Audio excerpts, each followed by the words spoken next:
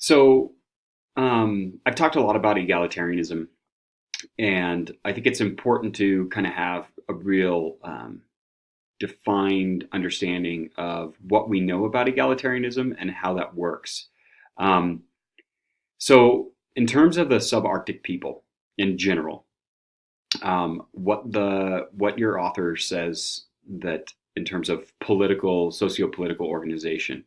And we talk about socio-political organization, we really get into things like band level, tribe level, chiefdom, um, state level, right? Those are socio-political organizations. Um, Modes of production or subsistence, then we're talking about hunting, gathering, foraging, uh, horticulture, pastoralism, agriculture. Okay, but they're all related, right? So band and tribal level people are going to be more hunter gatherers with a little bit of horticulture in there, and then when we get in more tribal chiefdom, tribal big men, we're going to get more into horticulture and pastoralism.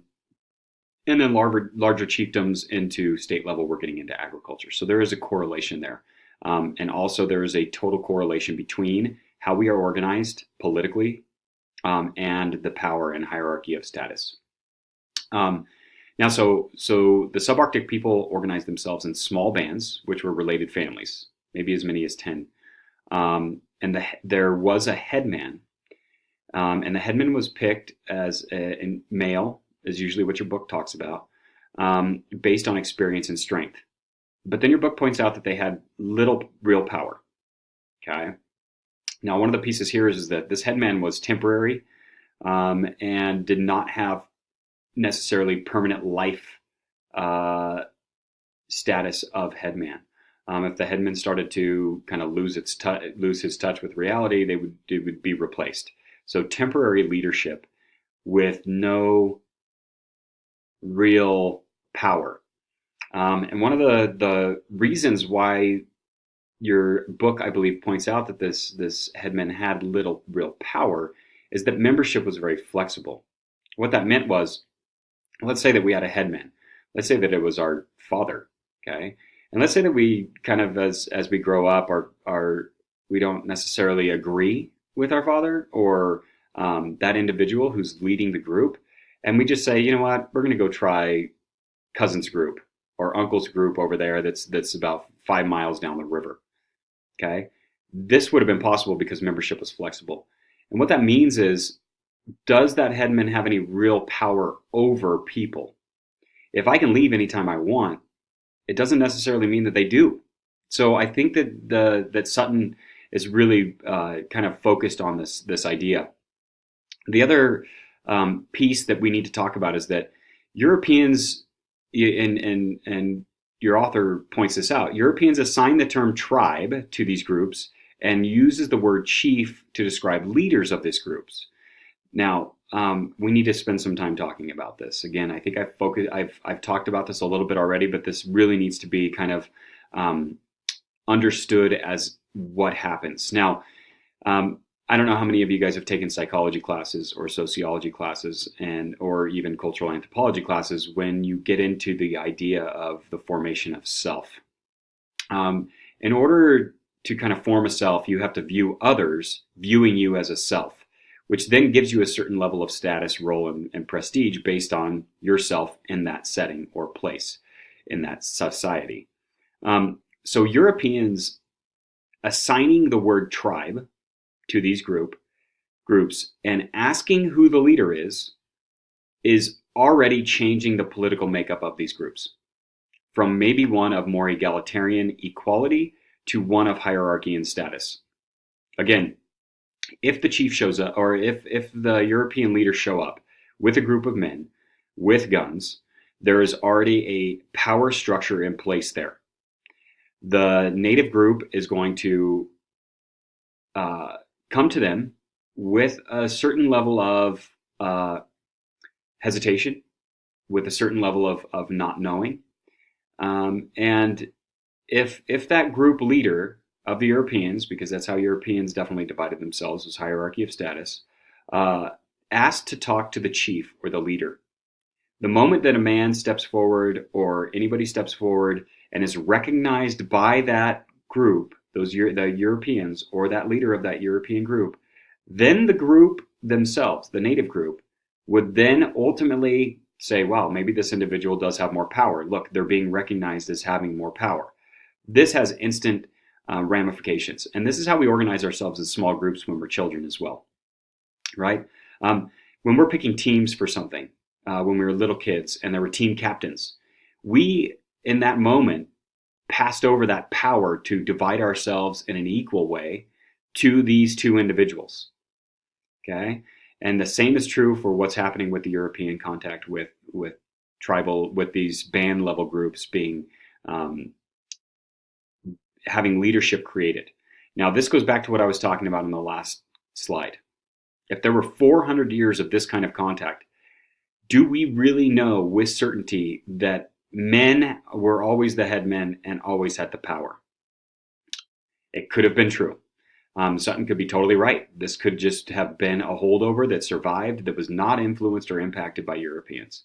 However, again, in the back of our minds, we need to be thinking, if the Europeans are patriarchal societies, meaning men are the leaders, and they come to us in a group where we all have equal power, and they assign that power to a man, now we have a head man. This is also a possibility. So we need to be thinking of those things. And again, it's not bad to critically analyze or question even some of these author studies and even anthropology in general. To be honest, again, a lot of people are making as educated guesses as possible, but to truly know would require a time machine and a boatload of anthropologists doing an awesome amount of work to get to the heart of whether or not these people were organizing themselves in this way. I tend to be, in terms of my kind of own anthropological theory, I tend to believe that diffusion is a powerful thing. And just that interaction between those groups in that way could have caused a new power structure. Because we can look back on our own childhood and see how fast that happens. Again, going back to the team captain idea. Okay, now let's say that the team captain picks a team and the team just dominates every time. And then you show up the next day and they have the same teams because, there's a little bit of an underdog idea. And let's say that the team captain basically is the best player on the team. That individual is going to maintain prestige for as long as that team continues to win, and is going to see as kind of this hero. So again, this until things start to break down a little bit, right? Let's say the team captain starts to get too big of a head, starts to brag a lot, starts to ball hog, as they would say in like basketball. Next thing you know, his teammates start to turn against him. This is the same kind of concept with this headman idea. We as group members could basically turn against our headman, right? We could turn our backs, walk the other way, and go hang out with Uncle's family and be a member of that family, and there would be no issues. When those bands got together during the summer months and feasted and hung out, it would not be animosity or anything like that. It would just be the way that it worked out. Ultimately, what would happen is there's a feedback loop. The headman hopefully would figure out that maybe they're not treating people the way that they should, and they're abusing their power. Because there is the intricacy and the group membership is required to sustain the group. So if your little headman-based band loses members because the headman is not being nice, then you have just gone hungry because you have one less hunter or one less gatherer, whatever that looks like. Remember, cooperation is the name of the game here. The other piece that could be happening is your author could be talking about the headman being symbolic in some way as a leader and making decisions for the group when the time comes. However, the headman could just be more of what we would consider a facilitator. I don't know if you guys kind of experienced this whole social constructivist theory of education, but when I was a kid going to school, a lot of times teachers broke us up into groups of 4, and one of the group members was the facilitator. And a lot of times the facilitator would just keep people on track, right? The other group members had just as equal say as the facilitator themselves, but the facilitator had a role of keeping people on track. And the headman may have serve this role. When we get into California natives, I may have used this example before. In the Napa Valley, the chief, he was called the chief, and again, did the Europeans name him? Probably. But his job was to basically be the rooster, to wake people up in the morning. Is that a role? Yes.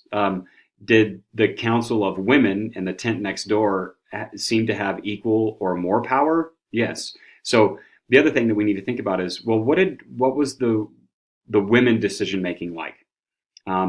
Again, did we have female anthropologists going and studying the subarctic right away? No, probably not till the 1940s, 50s. So did we have even more change in the colonial time period and imperialistic time period where men were seen as the power individuals, the people that the Europeans had talked to, which gave them power? So these are important points to get to. However, I want to get into egalitarianism and what that looks like in terms of how that spectrum looks. So on this slide, you can see a line. And again, I think thinking of cultural elements and even self in this idea of spectrum, you can see that I don't have any two markers at the end of that spectrum. I think that it's easier for us Westerners who love binaries to put markers on the end, like that there are end caps on both of these. On a spectrum, right? When we talk about a political spectrum, we always have an end cap. And in reality, it's very circular, okay? So this kind of idea does play out. And when we look at politics, you've probably maybe been exposed to either history teachers or political science teachers that talk about the political spectrum more as a circle than a straight line. But what we do know that seems to be a universal is that with egalitarian societies, we have less or no defined gender roles, which means women could hunt, men would gather. Okay, no clearly defined gender roles. Now, as you move up along that line, that spectrum, you're going to see that there starts to become a hierarchy of status. Now, what subarctic people do is they definitely define gender roles. Men would hunt, children, elderly, and women would forage and process and prepare the food at the village. Okay. Now, if you have clearly defined gender roles, you are going to have a less egalitarian society. Okay. So the more clearly defined gender roles, less egalitarian society. And we can see this in the United States as well, right? In the 1950s, the clearly defined gender role was men go out to work, women stay home and take care of the kids. This created a power structure. It created social economic status, right? So men were seen as the breadwinners, which then were seen as the most important individual in the family and could pretty much get away with whatever they wanted. Women had a probably more important role in terms of raising the next generation, but that status in society was not acknowledged, right? Or not equated to man's role and status in society. So again, this is what the political organization and the egalitarian line looks like. So if we have women, and this is fascinating because in the United States, women are now going on the front line. They're in combat, right? That was a clearly defined gender role. Women are serving in politics. Women are CEOs. The more that we have of that, if we get 50-50 splits on all of these things where women are just as involved in politics and just as involved in the military and just as involved in CEO ownership of companies, you're going to see a return to this egalitarian concept. This is slowly but surely what in the United States, the democracy has moved towards. Equality of rights moves back towards this egalitarian society idea. Self-government, the proposition or initiative system, every person has a vote. These are all returns to this egalitarian idea. Now, do we have still a hierarchy of status of power and equality? Yes, in America, our issue is more with wealth and economic status than it is with social status. So again, there are things that could come into play later on to equalize those things. And usually in America and democracies, taxation is usually how countries have tried to work that issue out. So again, summarizing really quickly, if you have less or no defined gender roles, you have a more equal egalitarian society. The more defined that they are, you have a hierarchy of status, power inequalities with clearly defined gender roles.